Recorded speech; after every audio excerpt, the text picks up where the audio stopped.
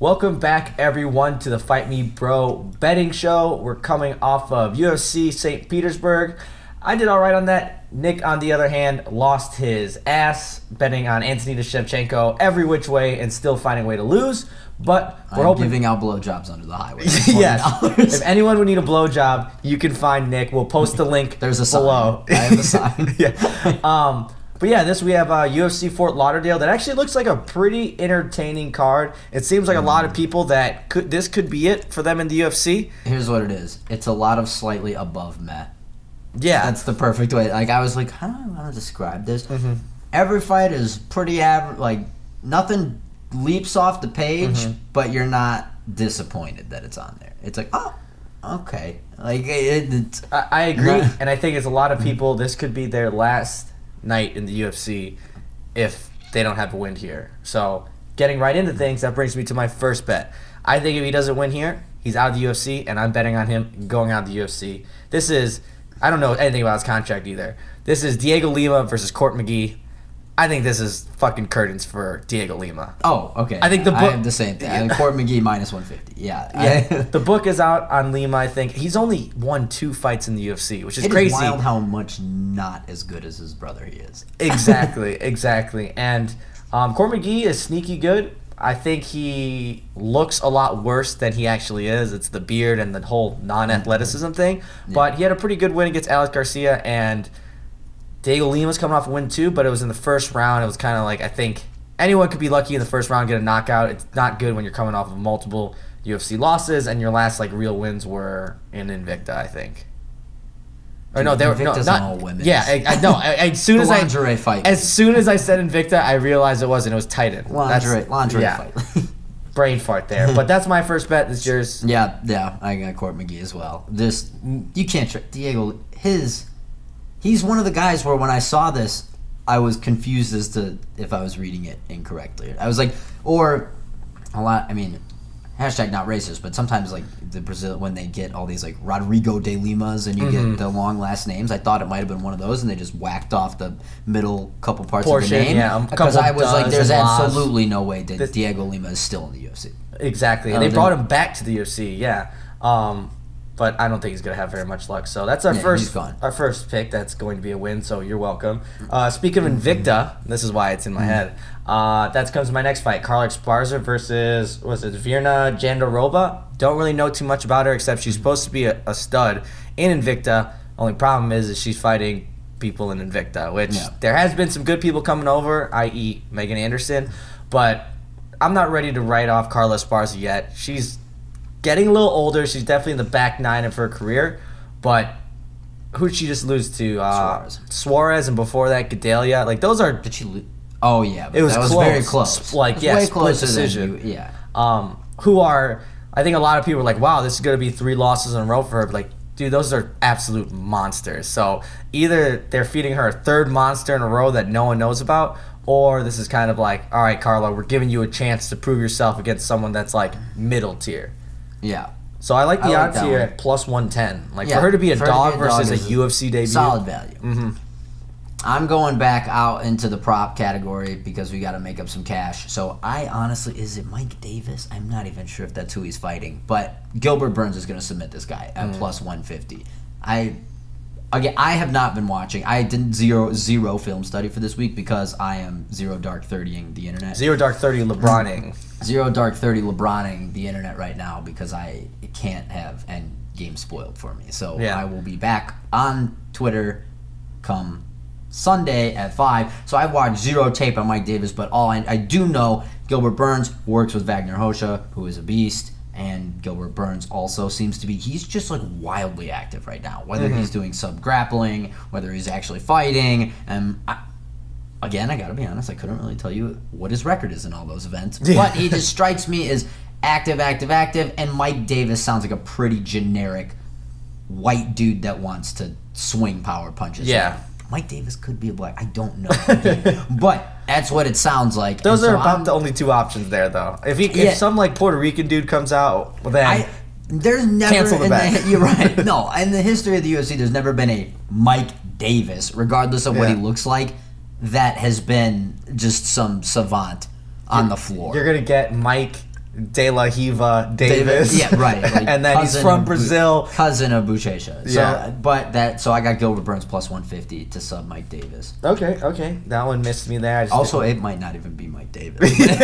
But we're going on Gilbert Burns plus 150 by submission. All right, don't like it. My next one, now we're moving up a little bit more. Cowboy Oliveira. I would be surprised if he didn't have this fight, but Cowboy Oliveira versus Mike Perry. I don't have this, actually. You're not betting on it? No, I'm not. Wow. I like Cowboy here. I love Mike Perry off the mats, outside of the octagon. As a personality, he's just overall hilarious. But I think I'm sold on Mike Perry just not being good at fighting. Like, he's just a power puncher that I think he got kind of lucky against who is it that moved up from 55? Paul Felder. Like, Felder broke his hand bad in the first round and was still able to keep it competitive. So a smaller guy moving up, I think it's very easy to look like, whoa, he won a 3-round decision against Paul Felder, who's top at 155. I just don't think Mike Perry showed me very much versatility in his game other than just wanting to throw bombs. You're forgetting that Mike Perry's back dropping the N-word, though. That is true, but game-changing detail. And back with the I guess Platinum Princess. Yeah, the Platinum Princess. So still, I'm feeling confident with my bet here. I just talked myself into Mike Perry on those two. Hey man, if you're gonna trust Mike Perry, go for it. Although it is scary to trust Cowboy Oliveira just because you know he's reckless as fuck. So he very well could turn this into, let's just go 1-for-1 punching, which Mike Perry will win. But I think I've also seen Cowboy Oliveira be pretty smart with, I guess, trying to make things a grappling fest and trying to, he's not a grappler, but I think he tries to go to areas where he's more confident, and he'd be dumb if he didn't try to take this to the ground at some point and just end it with some strikes. So I don't necessarily know if I see a TKO here, but I'm feeling happy with minus 160. I think, minus 160 for Cowboy. All right, well, I have two more. Well, one more and then lock. I don't know where you're at. Okay, good. Yeah. So I'm jumping all the way to the main event. Jacare Souza, this is one where I really wanted to watch a lot of film, but can't go on YouTube. So, but I got to take Jacare, minus 200. Hermanson threw David Branch around. I fucked up on that. My bad. I called it. However, I can't see Jacare being this old. I thought he was going to look really old in the Weidman fight, and he did. Gas tank. The one thing that looks old about Jacare is Jacare's gas tank. Yeah. That's the one thing that looks old. I don't think that really matters in this situation. I don't see... Jack Hermanson is not the 185 Dominic Cruz. Those are not two things that are real. So I just think that pretty much striking, probably call it a wash, and then grappling is one million. I misfired on saying David Branch was a better grappler than Jack Hermanson. I am not... I assure you I am not misfiring on saying Jacare is a better grappler than Jack Hermanson. So I just don't really see how... I mean, it's 5 rounds. That's a little nerve-wracking. Yeah. However, I do think the cream's going to rise to the top here, and we'll get a minus 200 W under the belt for Jacare. I was this close to putting Jacare on my card, even though I've been big on Hermanson. I think last 2 times I've bet on him, he's won.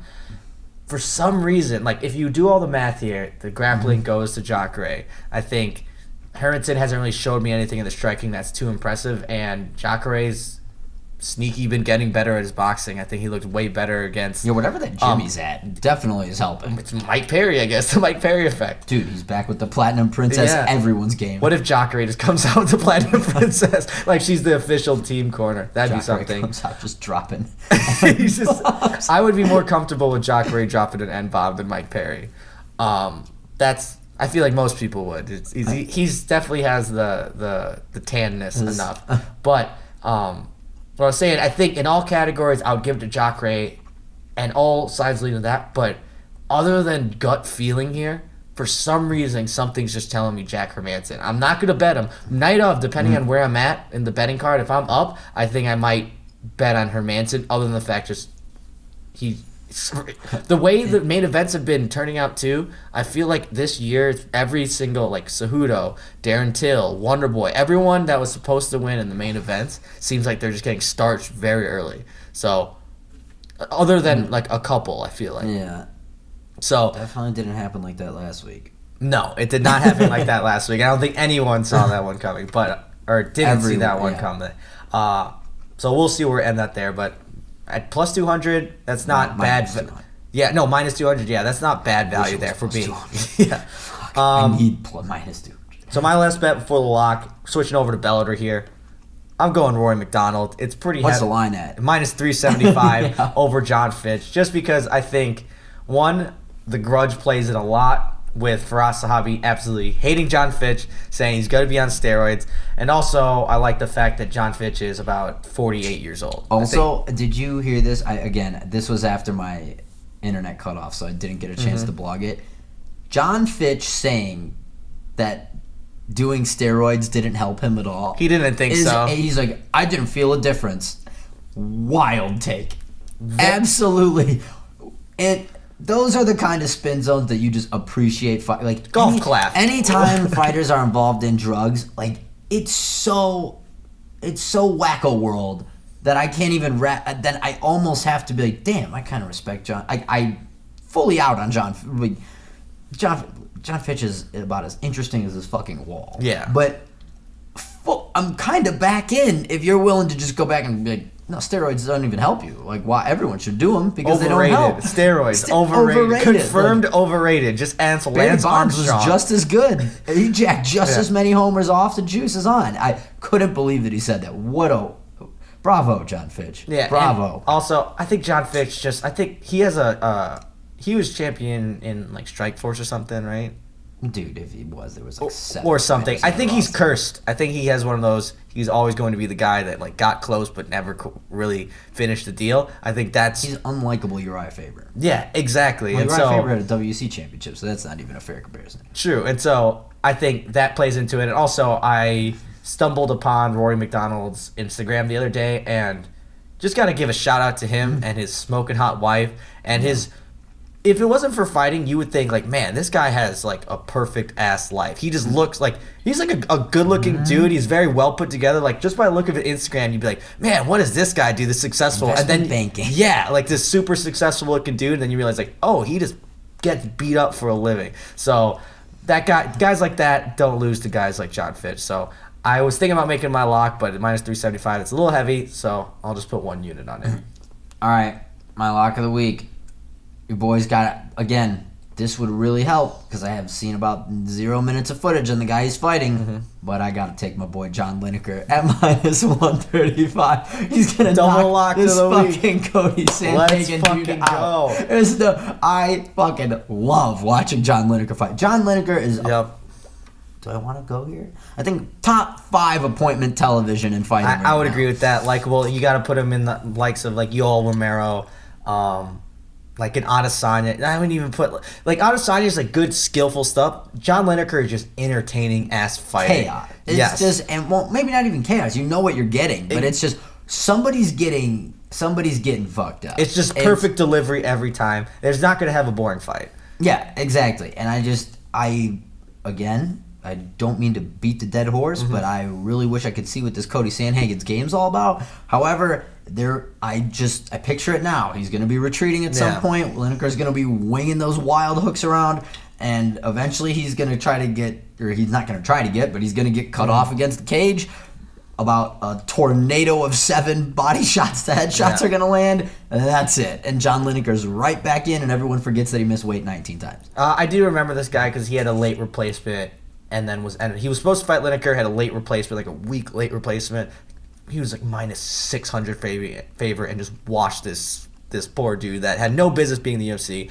Basically, he's like white trash Dominic Cruz. Like he fights like Dominic Cruz and says he thinks he's a better version. Definitely not a better version. But this guy's getting knocked out. Yeah, exactly. So he's gonna try his Dominic Cruz stuff. I'm gonna try to evade.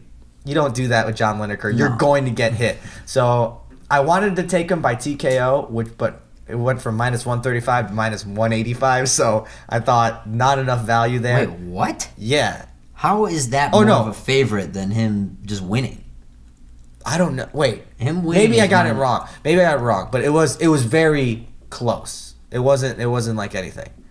Okay. Maybe I looked at the wrong thing. It might have been higher. It might have been actually higher because for some reason 185 stick with me. That's impossible. They would at least make it the same thing. Yeah. But Yeah, John Lineker's not going to just do... well, I don't know if he's knocking him out if it's 3 rounds. I think he's going to knock him down in 2 out of the 3 rounds and then win a decision that way. Like, maybe Sandhagen looks good in the first, but once it gets a little bit dirty, because it always does, John Lineker's going to knock this dude out. That's a rock-solid guarantee from a guy that can't win a bet to save his life. All right, and like we have the best of luck when we're both on the same guy. Just look at Alistair Overeem. We both had him last week, right? We also both had Antonina Shevchenko. Well, let's leave that one out. All right? We're going to use Overeem as an example. So, if you're a smart person, put all your fucking money on John Lineker and then go treat yourself to a movie and popcorn and go watch Endgame. And you'll probably even out because popcorn now costs about $60 at the movie theater. I've already looked at the menu for what I'm going to eat on Sunday, and I'm bordering like $35 in snacks alone. If you're in our group of 4 and you do not surpass 2,000 calories at the movie theater. 2,000 is pathetic. I'm looking at doing like 3,500 for the day. I'm looking to get to a hospital bed. And that's in no meal food. That's all snacks. $3,500 or $3,500. It might be $3,500. 3,500 calories worth of snacks. I might. Okay, so I'm definitely doing large popcorn, large icy. I was surprised that the icy doesn't pack a lot of calories. I know. You get your sugar content in. I know. And then I'm gonna do some sort of candy. I might do a sweet. No. I'm doing dibs. I'm going dibs ice cream, which adds a lot of calories. And then I might switch it up. Throw like a pizza in there. Everybody's thinking food. I might try to do the bucket of obvious bucket of popcorn. Yeah. And the legend. Bavarian. For those of you who know, the Bavarian legend. 2,000. It's 1,920 calories and 350 carbs. That's fucking preposterous. 350 carbs. Zach and I calculated it out. It's like eating 7 Cliff Bars Holy back to back shit. to back. Damn. Okay. It's and then what else? Oh, and then I gotta get candy. So 1 or 2 candy. I'm not sure about the legend though, because it is I've googled pictures and it's so much dough. We have to go pretty early to the movie theater for them to make that. I'm going to need like 20 minutes to make a snack selection. This is not a run-of-the-mill snack selection. All right, so tune in next week, or we might be having a special reactions episode. We don't know yet of the podcast. So either tune into our podcast on Monday, where we give our reactions to Endgame and Game of Thrones. And probably Nick losing more money. I haven't even done it. I'm afraid to do the math until I have like a winning week and then make, I'm only even.